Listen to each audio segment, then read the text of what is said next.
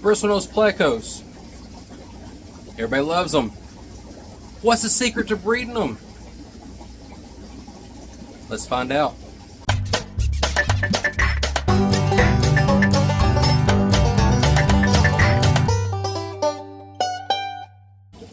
Bristlenose Plecos. They're one of the most popular fish in the hobby right now. Whether you keep guppies or cichlids, you can probably keep a Bristlenose Pleco in your tank, and you may have 1 or 2 or 10. They're a great algae eater. They only get 4 to 6 inches, and they come in a variety of different colors. They're, for the most part, pretty peaceful, and they stay out and about where you can see them most of the time. So, breeding them is something that many people look to do, and it's not that difficult. So what do I do to breed Bristlenose Plecos? What's my secret? Well, the first thing is to make sure you have males and females. And as you can see here, the males get bristles on their nose, the tentacle looking things on their nose, whereas the females typically don't, or if they do, it's really small. The females will have more of a plump body, like this one here, than the males will. But the easiest way to tell is with the bristles. The bristles won't come until they're older, till they mature up some. As they're younger and starting to mature, you'll be able to tell some little bristles starting like on this little male here. But the body shape is real similar when they're younger, but as they mature up, watch for those bristles. And now back to what I thought was the first thing. You have clean water. Keep your water clean. I mean, not like sterile, but stay on your water changes. Don't have ammonia spikes or nitrite spikes and all that kind of stuff. You want to give them some wood to rasp on, but a good diet of different foods like algae wafers. I like to give them French cut green beans, zucchini, cucumbers, that type of stuff. Good food, good supply of food, good clean water, and I found mine do best in tropical temperatures, so 72 to 80, 82, somewhere in there. Mid to upper 70s. And I give mine a variety of different size caves. And by caves, it can be anything from DIY terracotta caves, caves that you order online, plastic caves, ceramic caves that you order online or buy at your fish store, different things, even terracotta watering spikes work. But it needs to be something where the male fish can go in, lure the female in, she lays her eggs, and then the male takes care of the babies. Tank size, you can do it in a 20-gallon. I do, mine do better in a 55. They'll colony breed, sort of. And what I mean by colony breed is you can have multiple males and females and juveniles all in the same tank, and they do fine. You just want to watch with your territory. If you have too many males, they can get a little territorial, but nothing like you would have with cichlids or something. But good foods, clean water, tropical temperatures, and you'll see a male in the cave, and his fins will be fanning. He's fanning the eggs. He takes care of the eggs, and typically he won't come out of the cave the whole time he has eggs and fry up to a point that he thinks they're good enough to live on their own, and then he'll come out and eat and kick the babies out and all that. But feeding the babies is the secret. They will eat a whole lot more than you think that they will, and they will dirty up the water at a young age a lot more than you think they will.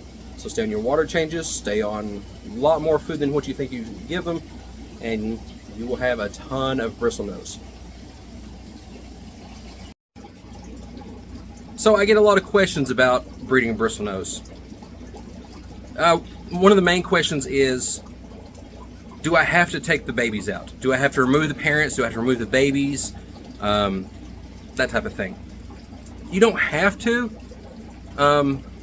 I've bred multiple times with the babies being in the tank with the parents and other fish. I've also lost some that way. It's not really the parents that will bother the babies. Typically, it will be the other fish in the tank. I had a tank of bristlenose breeding, and I had some juvenile epistogrammas in the tank. And I came by one day, and all the juvenile epistos had a tail of a bristlenose fry coming out of their mouth. They feasted on the young bristlenose.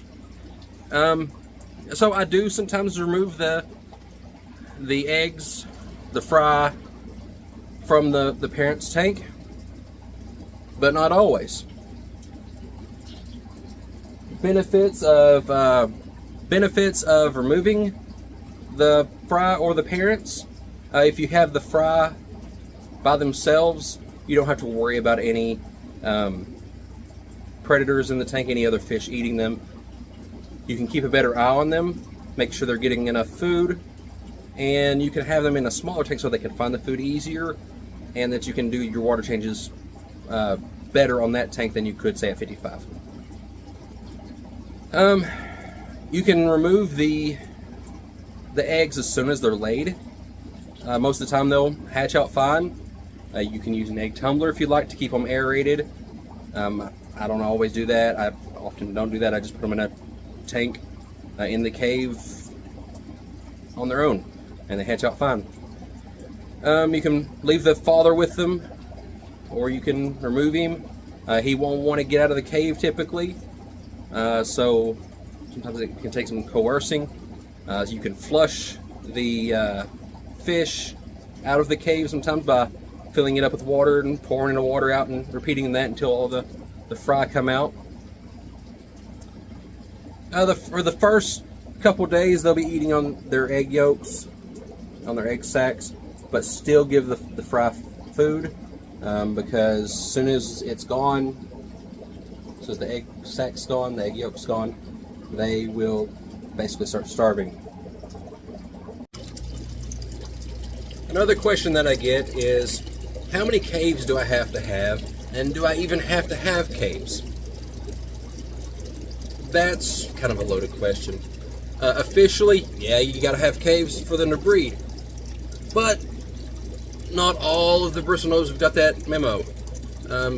Sometimes a crevice in the rocks or a corner of the fish tank, they think it's a cave and they breed. You know, when fish get in the mood, things happen. How many caves?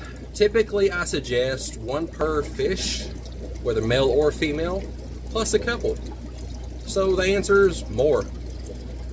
Always more caves, because they might not like the cave that you like. They might want a different size or shape. Do I have to have wood for my bristlenose to breed? And what I mean by this is, do I have to have like driftwood in the tank? Officially, no. You don't have to have driftwood in the tank for bristlenose, but I keep it in there just because they seem to do better with it. They'll breed without it, but they just seem to like it and do better with it. So I keep driftwood in all of my tanks that have Plecos, bristlenose in them. And another question that I get is, I hear them called bristlenose, but what species, what scientific name is my bristlenose? That is a question that has been a debate or a question for a while in the fish hobby, the fish industry, and recently DNA testing was done on a variety of bristlenose. And when I'm talking about bristlenose here, bristlenose is the Ancistrus genus.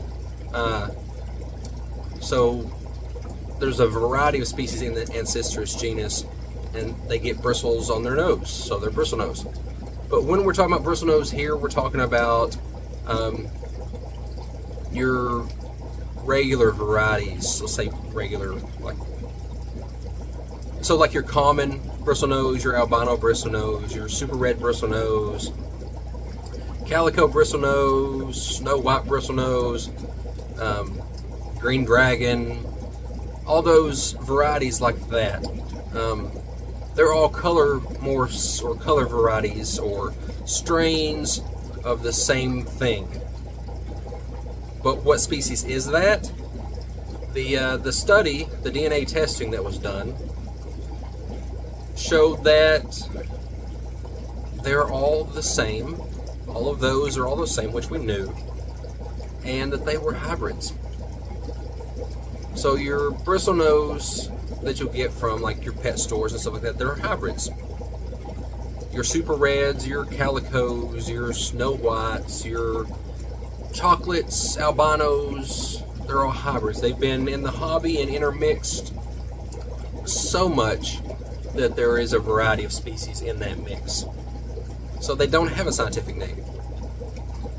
Now you'll come across species that are true species in the bristlenose family, the Ancistrus, the bristlenose genus Ancistrus. And those, you'll often see those with a different name or an L number. They just won't be called Ancistrus, or they won't just be called bristlenose or super red or colorized like snow white bristlenose or chocolate bristlenose or stuff like that. They'll have a different type of name. But that's another video all to itself. You can make a whole series of videos on plecos and bristlenose and all that. But this is about breeding, so your regular bristlenose that you'll get, super reds, snow whites, chocolates, all that, they don't have a scientific name. They're not a true species, they're hybrids. That doesn't take away from their benefits or the enjoyment of them. Well, there you have it. The secret to breeding Bristlenose Plecos. Did you get it? Food. More caves, more food, more water changes, and tons of more bristlenose. Have you bred bristlenose? Let me know in the comments. Subscribe if you want to see more of this series of secrets to breeding fish. And what fish should I do next? Let me know. See ya.